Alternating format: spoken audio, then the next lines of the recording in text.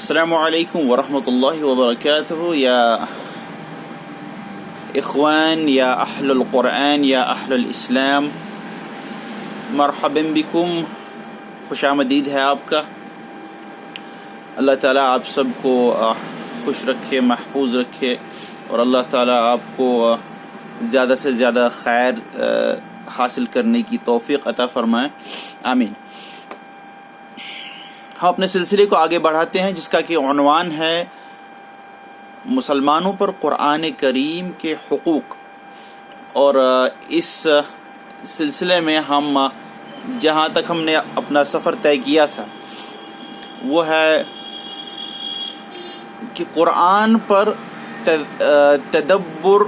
و تفکر کیا جائے، یہ بھی قرآن کا حق ہے مسلمانوں کے اوپر۔ اور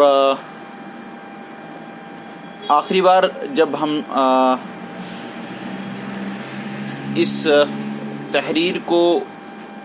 پڑھ رہے تھے تو ہم نے اس تحریر کو پڑھنا اس آیت پر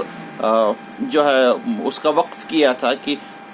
بعد اعوذ باللہ من الشیطان الرجیم وَلَقَدْ يَسَّرْنَا الْقُرْآنَ لِلذِّكْرِ فَهَلْ مِن مُدَّكِرٍ، سورۃ القمر کی آیات جو ایک سے زائد مقامات پر اسی سورت کے اندر وارد، یعنی ہم نے آسان بنا دیا ہے قرآن کو ذکر کے لیے،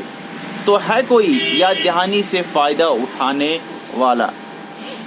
تو قرآن آسان ہے یاد کرنے کے لیے، قرآن آسان ہے سمجھنے کے لیے، قرآن آسان ہے اس پر تدبر و تفکر کرنے کے لیے، لیکن صرف ان کے لیے ہی جو کہ اس بات کی نیت کریں، جو کہ اس بات کا عزم کریں، جو کہ اس بات پر محنت کریں، اور جو کہ اس راستے پر چلنا جو ہے وہ چلنے کا فیصلہ کریں۔ بہرحال اس تحریر کو پڑھنا جاری رکھتے ہیں۔ ہمارے ان بھائیوں کے لیے جو یہ نہیں جانتے کہ یہ تحریر کیا ہے، تو یہ تحریر ہے جناب ڈاکٹر اسرار احمد صاحب کی کتاب، جس کا خود عنوان ہے مسلمانوں پر قرآن مجید کے حقوق، اور اسی عنوان سے ہمارا یہ ویڈیو کا جو سلسلہ ہے، ویڈیو سیریز جو ہے وہ بھی اسی عنوان سے انشاءاللہ تعالیٰ آپ کے سامنے آتی رہے گی۔ تو ہم اس کو پڑھنا آگے جو ہے جاری رکھتے ہیں بنا زیادہ وقت جو ہے کسی اور چیز پر ضائع کیے ہوئے۔ بسم اللہ۔ ہر انسان پر حجت قائم کر دی ہے، خواہ وہ کتنی ہی کم اور کیسی ہی معمولی استعداد کا حامل کیوں نہ ہو۔ فلسفہ و منطق اور علوم و فنون سے کتنا ہی نابلد اور زبان و ادب کی نزاکتوں اور پیچیدگیوں سے کتنا ہی ناواقف کیوں نہ ہو، وہ قرآن سے تذکر کر سکتا ہے، بشرطے کہ اس کی طبع سلیم اور فطرت صحیح ہو، اور ان میں ٹیڑھ اور کجی راہ نہ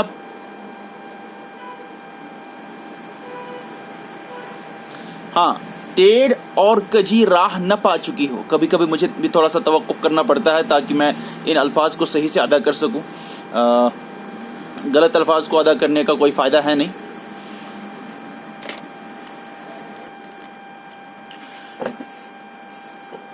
تو اس عبارت کا مفہوم اس طرح سے سمجھ سکتے ہیں کہ ہر انسان اپنی قابلیت کی حد تک اس قرآن کو سمجھ سکتا ہے، اور انسان کے پاس خواہ کتنی ہی کم ذہنیت، کتنی ہی کم قابلیت، کتنا ہی کم علم یا کتنا ہی کم علم حاصل کرنے کی صلاحیت ہو، وہ اپنے لیے اس قرآن سے مکمل نصیحت و مکمل ہدایت حاصل کر سکتا ہے۔ اس طریقے سے اللہ تعالیٰ نے اس قرآن کو ڈھالا ہے۔ اب کوئی فلسفہ نگار ہے یا کوئی فلسفہ پڑھنے والا شخص ہے یا کوئی گہری سوچ رکھنے والا شخص ہے، اسے کبھی یہ محسوس نہیں ہوگا کہ یہ قرآن جو ہے یہ میری ذہنی سطح سے بہت نیچے ہے، معاذ اللہ ثم معاذ اللہ،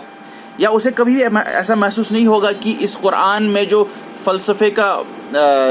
جو اینگل ہے وہ کچھ کمزور ہے۔ ہمیشہ ہر ایک شخص اپنی جو ہے یہ کہتے ہیں نا کہ from any walk of life, کسی بھی شعبے سے تعلق رکھنے والا، کسی بھی ذہنیت کا حامل ہو، وہ اس قرآن سے نصیحت اخذ کر سکتا ہے، بشرطے کی اس کی فطرت سلیمہ برقرار ہو، وہ کسی چیز سے یا گناہوں سے یا معصیت سے یا نافرمانیوں سے مسک نہ ہو چکی ہو، وہ ابھی اس فطرت پہ قائم ہو جو کہ جس فطرت پہ اللہ تعالیٰ نے اسے تخلیق کیا، اور شکوک اور شبہات اس کی دل کے اندر نہ گھس گئے ہوں۔ یہ جان کر، یہ سمجھ کر کہ یہ قرآن اللہ کی کتاب ہے، یہ قرآن برحق نازل ہوا ہے، اور یہ قرآن کا ایک ایک لفظ اللہ کی طرف سے آیا ہے، اور قرآن کا ایک ایک لفظ سچا ہے۔ اس طریقے سے، اس کنٹیکسٹ میں جب ہم قرآن کو پڑھیں گے اور اس پر غور کریں گے تو ہمیں اپنی ذہن کی سطح کے حساب سے اس سے کامل ہدایت انشاءاللہ تعالی حاصل ہوگی۔ آگے پڑھتا ہوں۔ اور وہ قرآن کو پڑھتے ہوئے اس کا ایک سادہ مفہوم روانی کے ساتھ سمجھتا چلا جائے، یعنی اگر آپ کو قرآن کی زبان سمجھ آتی ہے، قرآن کا جو جسے ہم قرآنک عربی کہتے ہیں، اگر وہ آپ سمجھ رہے ہیں اور عربی کسی حد تک جانتے ہیں، یا قرآن کی آیات کے الفاظ کا ترجمہ کرنا جو ہے اس کی صلاحیت آپ کو حاصل ہو چکی ہے، تو اس قرآن کو پڑھتے پڑھتے بھی آپ کو ایک سطحی مفہوم یا سطحی اس قرآن کا فلسفہ وہ بھی حاصل ہو سکتا ہے۔ لیکن انشاءاللہ تعالی امید اور کوشش یہی ہونی چاہیے ہماری کہ ہم اس قرآن کے لامحدود سمندر میں غوطہ زن ہونے کی توفیق حاصل کریں۔ آگے پڑھتے ہیں۔ تیسیر القرآن للذکر، یعنی قرآن کو ذکر کے لیے، سوچنے کے لیے، یاد دہانی کے لیے آسان بنا دینا، تیسیر القرآن للذکر۔ اس کے متعدد پہلو ہیں، مثلا ایک تو یہی کہ اس کا اصل موضوع اور اساسی مضامین فطرت انسانی کے جانے پہچانے ہیں، کہ جو قرآن کے موضوعات ہیں جن پر قرآن زور دیتا ہے، جن چیزوں پر قرآن تذکرہ فرماتا ہے، وہ وہی چیزیں ہیں جو کہ انسان کی فطرت سے مناسبت رکھتی ہیں، جن چیزوں کی طرف انسان کی فطرت کھنچتی ہے، اور انسان کی فطرت جن چیزوں کی طرف اٹریکٹ ہوتی ہے، وہ ہے اصل موضوعات قرآن کی۔ اسی لیے یہاں پر اس تحریر میں کچھ دیر پہلے آیا کہ اسے سمجھنے کے لیے ضروری ہے کہ فطرت سلیمہ برقرار ہو، کیونکہ جس کی فطرت صحیح ہوگی، جس کی فطرت برقرار ہوگی، جو اسی فطرت پہ ہوگا جس فطرت پہ تخلیق کیا گیا ہے، وہ مجبور ہو جائے گا اس قرآن کی طرف کھینچنے کے لیے، کیونکہ فطرت جو ہے اس کے مناسبت سے اور اس کے ساتھ ہم آہنگی رکھنے والے موضوعات اسے قرآن کے اندر ملیں گے۔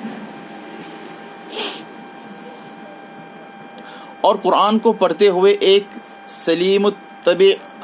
الطبع انسان خود اپنے باطن کی آواز سن رہا ہوتا ہے، ایسا اسے محسوس ہوتا ہے اس انسان کو کہ جیسے قرآن خود اس کے اوپر نازل ہو رہا ہو، اور اسی طرح سے قرآن پڑھنی بھی چاہیے کہ جیسے کہ اللہ آپ سے بات کر رہا ہے، یہ الفاظ آپ کے لیے استعمال ہو رہے ہیں۔ آگے دوسرا یہ کہ اس کا طریقہ استدلال نہایت فطری اور انتہائی سادہ ہے۔ مزید یہ کہ مشکل مضامین کو نہایت دل نشیں مثالوں کے ذریعے آسان بنا دیا گیا ہے۔ اللہ تعالی کے کلام کی خوبصورتی یہ ہے کہ چاہے کتنا ہی مشکل یہ مضمون ہو، کتنا ہی ایک انسان کے ذہن کو یہ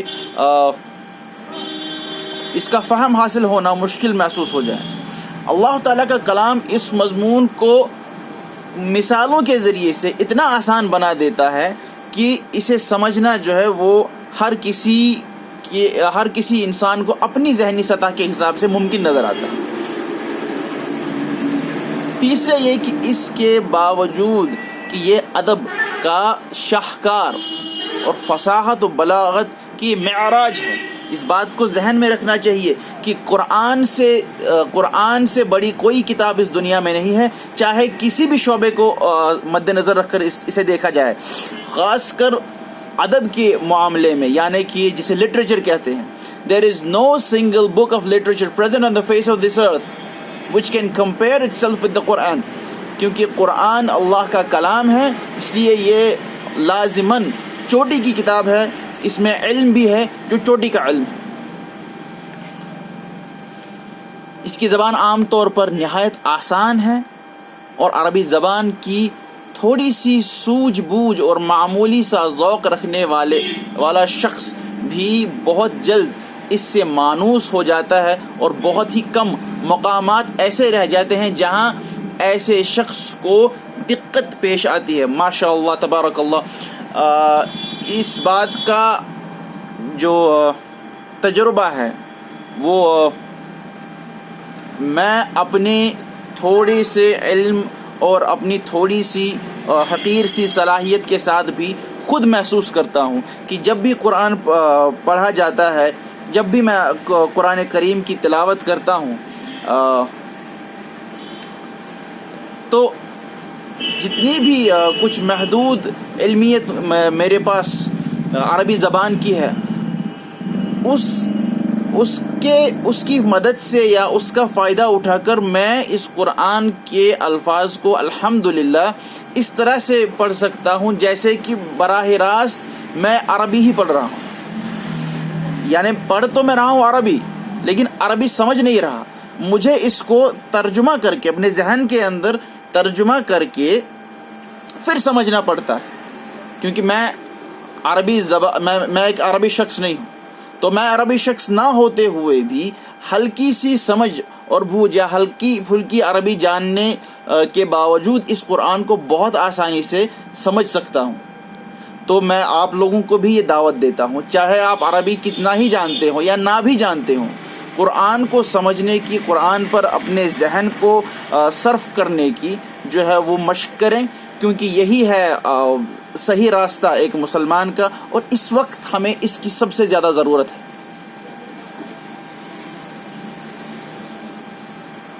آگے پڑھتے ہیں۔ لیکن تذکر بالقرآن کے لیے بھی عربی زبان کا بنیادی علم بہرحال ناگزیر ہے۔ تو بدقسمتی، ہماری بدقسمتی اور افسوس صد افسوس کہ ہمارے معاشرے سے، ہماری زندگیوں سے، ہمارے علمی نصاب سے عربی زبان غائب ہو گئی۔ یہ کسی سوچی سمجھی سازش کے جو ہے مطابق ہوا، اس کے تحت ہوا، یا پھر بس ہوتا چلا گیا مروجہ علوم کے بڑھنے سے یا لوگوں کے رجحانات کے منتقل ہونے سے، وہ الگ بحث ہے، وہ الگ بات ہے۔ لیکن بہرحال بنیادی حقیقت یہی ہے کہ ہمارے معاشرے میں جہاں عربی کا رواج ایسے ہونا چاہیے تھا جیسے کہ اس اردو زبان کا رواج ہے، وہاں سے عربی کا رواج ختم ہو گیا۔ تو اس کا سیدھا نتیجہ یہ نکلا کہ جو بھی قرآن سے ہمارا تعلق ہونا چاہیے تھا وہ منقطع ہو گیا، کیونکہ اب ہم قرآن کو ایک اجنبی سی چیز سمجھتے ہیں،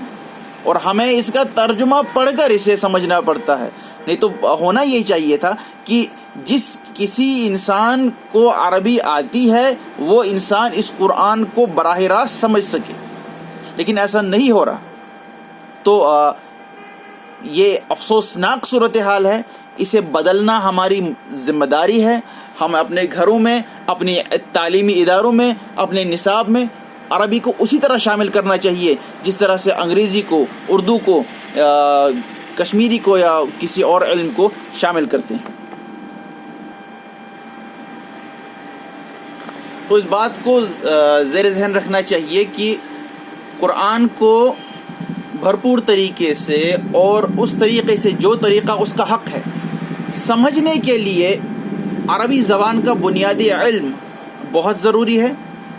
اور it should actually become one of our cultural traditions to inculcate the Arabic language in our society as a whole. یہ نہیں کہ محض کہیں پر پڑھ لیا، گرامر کی کوئی مشق کر لی، نہیں. جس طرح سے ہم اردو بول پا رہے ہیں، کتنا اچھا ہوتا کہ اس طرح سے ہم عربی بول پاتے اور عربی میں آپس میں کمیونیکیٹ کر پاتے. بہرحال اللہ تعالی ہمیں توفیق دے. آگے پڑھتے ہیں. اور متن کے ساتھ ساتھ قرآن کے کسی مترجم نسخے میں ترجمہ دیکھتے رہنا اس مقصد کے لیے قطعاً ناکافی ہے. یہ ذہن میں رکھیے یہ بات کہ محض قرآن کا ترجمہ کہیں سے پڑھنا یہ مکمل جو ہے ضرورت ہماری پوری نہیں کرتا ہے. یہ بہت ہی ناکافی سی بات ہے کہ ہم قرآن کو پڑھ کر اس کے ترجمے کو پڑھ کر اس پر غور کرنا جو ہے اس کی کوشش کریں یا اس پر غور کرنا شروع کریں. لہذا ضروری ہے کہ ہم براہ راست عربی کو سمجھنے کی صلاحیت حاصل کریں. آگے پڑھتا ہوں. اور میں پوری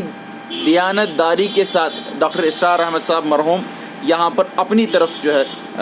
ریفر کر رہے ہیں. میں پوری دیانت داری کے ساتھ یہ سمجھتا ہوں کہ عربی کی اس قدر تحصیل کہ انسان قرآن مجید کا ایک رواں ترجمہ از خود سمجھ سکے اور تلاوت کرتے ہوئے بغیر متن سے نظر ہٹائے اس کے سرسری مفہوم سے آگاہ ہوتا چلا جائے، ہر پڑھے لکھے مسلمان کے لیے فرض عین کا درجہ رکھتا ہے. سو ان کا اوپینین یہ ہے اور میں اس سے پوری طرح سے متفق ہوں پرسنل لیول پر. اور آپ سے بھی یہ گزارش ہے کہ کامنٹس میں لکھ دیجئے کہ آپ ان چیزوں سے کتنا اتفاق رکھتے ہیں، اور مجھے امید ہے کہ مثبت جواب ہی حاصل ہوگا انشاءاللہ. تو فرما رہے ہیں کہ ہر کسی انسان پر یہ فرض ہے، ہر کسی مسلمان مرد اور عورت پر یہ فرض ہے کہ عربی اس قدر سیکھے کہ وہ اس قرآن کو پڑھتے ہوئے بغیر اس سے نظر ہٹائے اور بغیر کسی ترجمے کی مدد سے اس قرآن کا مفہوم سمجھ سکے، پڑھ کر سمجھ سکے. اسی طرح سے جس طرح سے ہم انگریزی کی کوئی عبارت اپنے سامنے رکھ کر، یا مان لیجیے صبح نیوز پیپر ہم نے اپنے سامنے رکھ لیا اور ہمیں اب اس کو پڑھنے کے لیے کسی ترجمہ کو پڑھنے کی ضرورت نہیں ہے، یا اس کو سمجھنے کے لیے کسی مترجم کی ضرورت نہیں ہے، ہم اس کو براہ راست پڑھ کر براہ راست سمجھ سکتے ہیں. اسی طرح سے ہمیں قرآن کو پڑھ کر اسی طرح سے سمجھنا چاہیے اور اسی طرح سے سمجھنا جو ہے ہماری ضرورت ہے. لہذا قرآن کی جو ہے زبان اسی طرح سے سیکھنی چاہیے جس طرح سے ہم نے انگریزی زبان سیکھی ہے، جس طرح سے ہم نے اردو زبان سیکھی. آگے پڑھ رہا ہوں. اور میں نہیں سمجھتا کہ ایک ایسا مسلمان جس نے کچھ بھی پڑھا لکھا ہو، کجا یہ کہ غیر ملکی زبان تک سیکھی ہو، انگریزی تو ہم بول ہی لیتے ہیں، BA اور MA پاس کیا ہو، ڈاکٹری اور انجینئرنگ جیسے مشکل علوم و فنون حاصل کیے ہوں، وہ اللہ تعالیٰ کی عدالت میں اتنی سی عربی بھی نہ سیکھ سکنے پر کیا عذر پیش کر سکے گا. لا الہ الا اللہ. اپنے آپ کو تصور کیجئے کہ آپ اللہ تعالیٰ کی عدالت میں ہیں اور آپ سے یہ سوال ہو رہا ہے کہ آپ نے جدید علوم و فنون سیکھے، آپ ڈاکٹر بن گئے، آپ انجینئر بن گئے، آپ نے MA کر لیا، BA کر لیا، آپ نے بہت بڑی بڑی ڈگریاں حاصل کر لی، لیکن اللہ کے کلام کو نہیں سیکھا، اللہ کے کلام کی جو زبان ہے اس کا علم حاصل نہیں کیا. تو اس کے بارے میں کیا عذر پیش کریں گے قیامت کے دن؟ کس طرح سے اپنے آپ کو چھڑوائیں گے اس سوال سے جب یہ سوال کیا جائے گا آپ سے کہ اتنی صلاحیتیں میں نے تمہیں دی تھی، تم نے میرے کلام کے ساتھ کیا کیا، تم نے میرے کلام کے علم کو کہاں تک سیکھا؟ یہ کون ہے؟ یہ ڈاکٹرز ہیں. اور ڈاکٹر بننا جو ہے وہ آسان کام نہیں ہے. اللہ تعالیٰ کی دی ہوئی بھرپور ذہانت کا اس میں استعمال ہوتا ہے. اب جس ذہانت کا آپ نے ڈاکٹری میں استعمال کیا, انجینئرنگ میں استعمال کیا, وہ انٹرنس ٹیسٹ کو کریک کرنے میں استعمال کیا, کیا وہ ذہانت یہاں پر استعمال نہیں کی جانی چاہیے تھی؟ بلکہ اولین تو یہی ہے کہ یہ ذہانت پہلے قرآن کریم کو سیکھنے میں استعمال کی جانی چاہیے تھی, اس کے بعد کسی اور علم کو. بہرحال آگے ہم اس سلسلے کو بڑھاتے ہیں.